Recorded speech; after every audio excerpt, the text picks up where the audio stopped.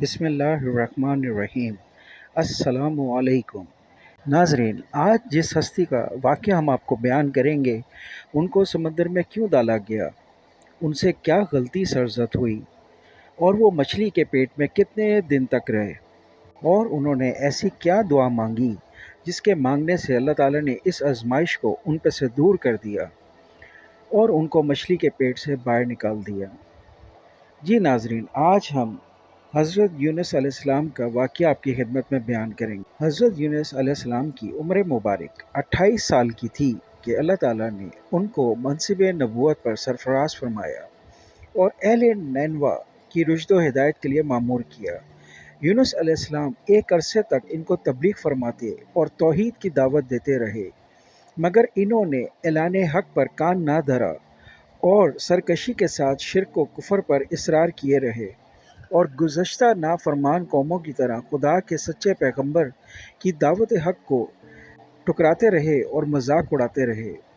तब मुसलसल मुखालफत से मुतासर होकर यूनुस अलैहिस्सलाम कौम से खफा हो गए और इनको अज़ाब इलाही की बदुआ करके इनके दरमियान से गज़बनाक रवाना हो गए। फरात के किनारे पहुँचे तो एक कश्ती को मुसाफरों से भरा हुआ तैयार पाया। हज़रत यूनुस अलैहिस्सलाम कश्ती में सवार हुए और कश्ती ने लंगर उठा दिया। राह में तूफ़ानी हवाओं ने कश्ती को आ घेरा।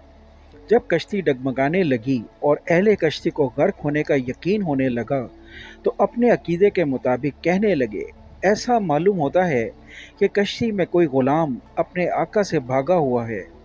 जब तक इसको कश्ती से जुदा ना किया जाए, निजात मुश्किल है।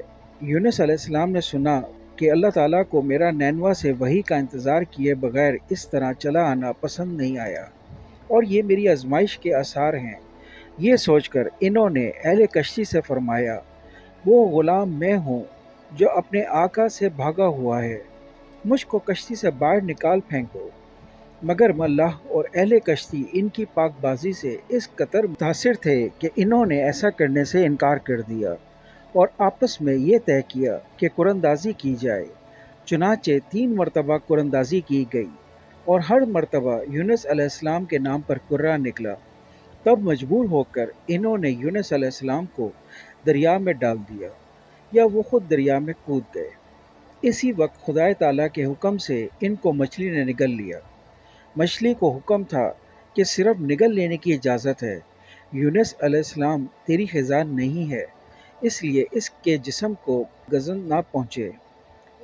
यूनुस अलैहिस्सलाम ने जब मछली के पेट में ख़ुद को ज़िंदा पाया तो दरगाह इलाही में अपने इस नदामत का इजहार किया कि क्यों वो वही इलाही का इंतज़ार किए और अल्लाह ताला से इजाज़त लिए बग़ैर उम्मत दावत से नाराज़ होकर नैनवा से निकल आए और अल्लाह ताला के हजूर में इस तरह दुआ गो हुए, ला इलाहा इल्ला अंता सुब्हानक इन्नी कुन्तु मिनज़ ज़ालिमीन। इलाही, तेरे सिवा कोई माबूद नहीं, तू ही यकता है, मैं तेरी पाकी बयान करता हूँ।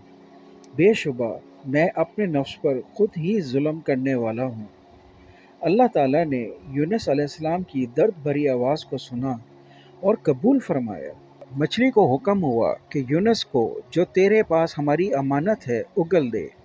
चुनाचे मछली ने साहिल पर यूनुस अलैहिस्सलाम को उगल दिया। हज़रत अब्दुल्ला बिन मसूद रज़ी अल्लाह ताला अन्हु फरमाते हैं कि 40 दिन तक कि मछली के पेट में रहने की वजह से इनका जिस्म ऐसा हो गया था जैसे किसी परिंदे का पैदा शुदा बच्चा कि जिसका जिस्म बेहद नरम होता है और जिस्म पर बाल तक नहीं होते। गर्ज यूनुस अलैहिस्सलाम बहुत कमज़ोर हालत में खुशकी पर डाल दिए गए।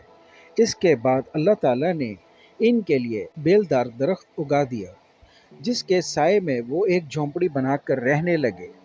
चंद दिन के बाद ऐसा हुआ कि हुक्म खुदा से इस बेल की जड़ को कीड़ा लग गया और इसने जड़ को काट दिया।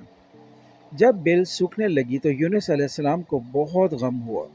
तब अल्लाह ताला ने वही के ज़रिए इनको मुखातिब फरमाया, यूनुस, तुम इस बेल के सूखने का बहुत रंज हुआ जो एक हकीर सी चीज़ है, मगर तुमने ये ना सोचा कि नैनवा की 1 लाख से ज़्यादा आबादी जिसमें इंसान बस रहे हैं और इनके अलावा जानदार भी आबाद हैं, اس کو برباد اور ہلاک کر دینے میں ہم کو کوئی ناگواری نہیں ہوگی؟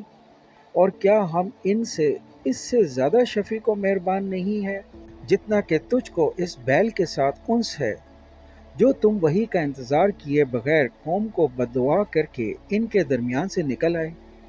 ایک نبی کی شان یہ نامناسب ہے کہ وہ قوم کے حق میں عذاب کی بددعا کرے اور نفرت کے ساتھ ان سے جدا ہونے میں ایسی جلد بازی اختیار کرے کہ وہی کا بھی انتظار باقی نہ رہے۔ ہوا یہ کہ ادھر یونس علیہ السلام بددعا کر کے اہل نینوا سے جدا ہوئے، اور ادھر انہوں نے بددعا کے کچھ آثار محسوس کیے۔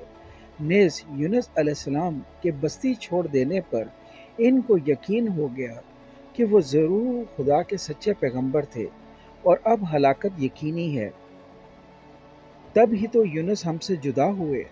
یہ سوچ کر فوراً بادشاہ سے لے کر رعایا تک سب کے دل خوف و دہشت سے کانپ اٹھے اور یونس علیہ السلام کو تلاش کرنے لگے کہ ان کے ہاتھ پر اسلام کی بیعت کریں، اور ساتھ ہی سب خدائے ذوالجلال کے درگاہ میں توبہ استغفار کرنے لگے اور ہر قسم کے گناہوں سے کنارہ کش ہو کر آبادی سے باہر میدان میں نکل آئے، حتیٰ کہ چوپاؤں کو بھی ساتھ لے آئے اور بچوں کو ماؤں سے جدا کر دیا۔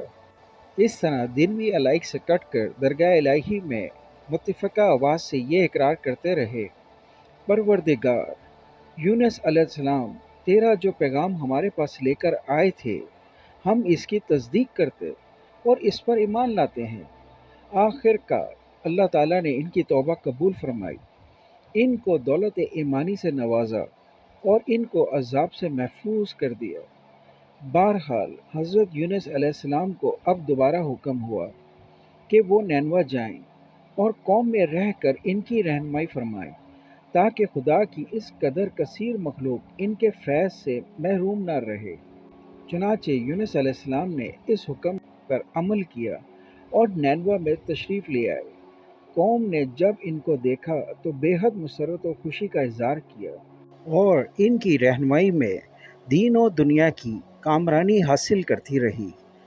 اللہ پاک ہم سب کی حفاظت فرمائے۔